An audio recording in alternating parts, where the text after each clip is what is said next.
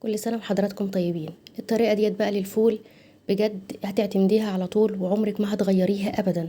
اول حاجة كده، انا عايزاكم تسموا الله وتصلوا على الرسول.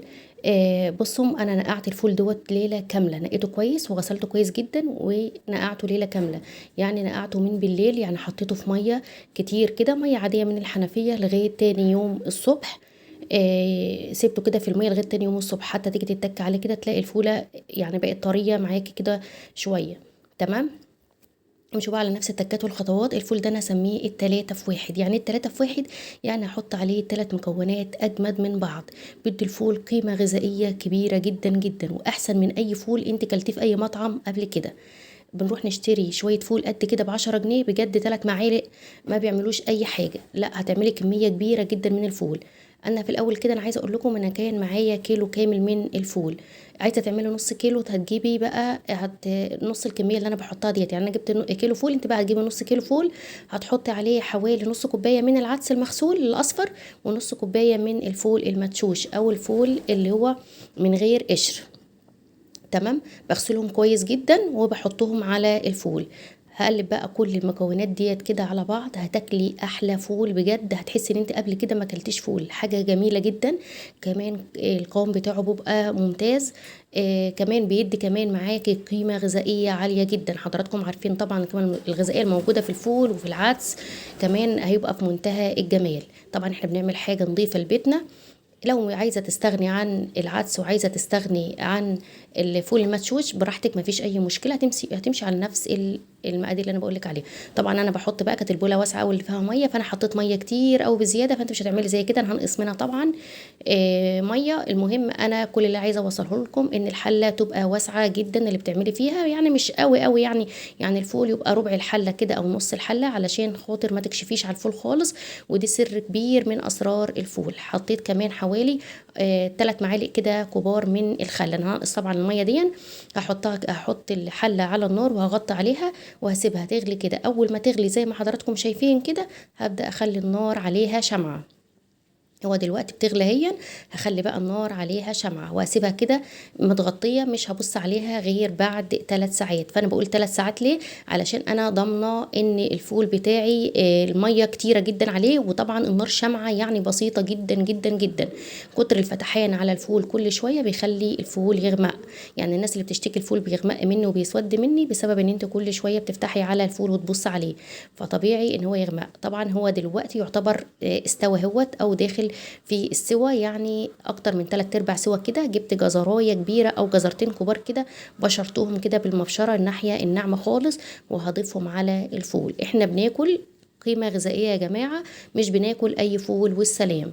طبعا كل الحاجات ديت اضافات زياده من عندي، بس لا بحط بصل ولا بحط طماطم نهائي نهائي فيها، بجد عن تجربه بتغير طعم الفول. بما انك اصلا كده كده هتعملي الفول وهتخزنيه في الفريزر وتطلعي كيس بكيس زي ما انا بعمل. طبعا شويه مكونات كده هتخلي الفول معاكي شكله كده زي العسل، زي ما احنا بناكله في المحلات كده. هنجيب مع كده معلقه من الكركم، طبعا انا بتكلم على مقدار كيلو الفول، طبعا انت هتنصصي بقى. وكمان معلقه كده من البابريكا، ممكن اكتر من معلقه، هي اللي بتدي اللون اللي هو محمر شويه كده. براحتك خالص، دوت في ايدك انتي. وهغطي على الفول كده واسيبه كمان حوالي نص ساعه، ساعه الا ربع، على حسب بقى ما الفوله بقى تدوب معايا خالص. طيب انا ببص كده لقيت قوامه ماهوش تقيل برضو زي اللي انا بجيبه من المحلات، حلو قوي تمام كده لغايه كده، هو حلو تمام وزي الفل. ولغايه كده الفول خلص كمان. يعني هو خد حوالي 5 ساعات كده على النار، بس على نار شمعة، وبأكد والحلة تكون مليانة مية برضو بأكد. طب انت بصيتي كده حسيتي ان في نص المدة كده ان المية خست خالص والفول هينشف، بتزوديه مية سخنة او مية مغلية. تمام. طبعا هو كده بقى عامل زي الزبدة واستوى تماما. الخطوة دي برضو اختيارية علشان الفول تاكليه كده جميل جدا، لا طعم الدقيق بيبان فيه نهائي عشان تكون عارفة، ولا بدي اي حاجة خالص، هو بس بديله قوام تقيل كده زي بتاع المحلات كده. جبت حوالي 4 كده معالق كبار من الدقيق، واحط عليهم حوالي ربع كوبايه ميه او اكتر من ربع شويه، المهم ان عايزاه يبقى سايله كده. وهعمله كده على البارد كده بالمضرب كويس جدا لغايه ما ادوب كل المكونات على بعض. طبعا الكلام ده كله والفول على النار، فانا ما بشيلش الفول من على النار، هو لسه على النار زي ما هو.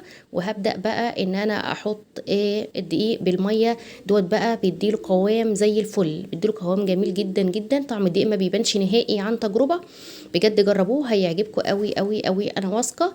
الفول بالطريقه ديت في منتهى الروعه.